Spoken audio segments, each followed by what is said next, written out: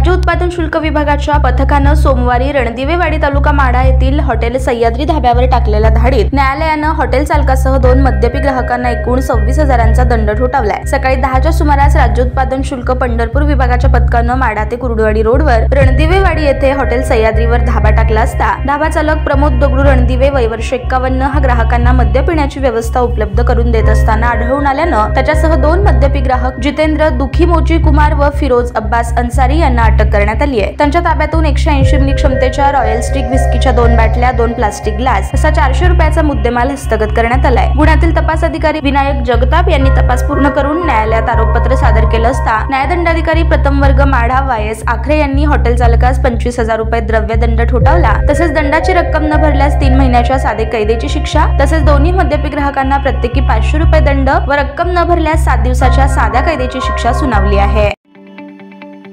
ताज्या बातम्या पाहण्यासाठी प्राईम महाराष्ट्र न्यूज चॅनलला सबस्क्राइब करा।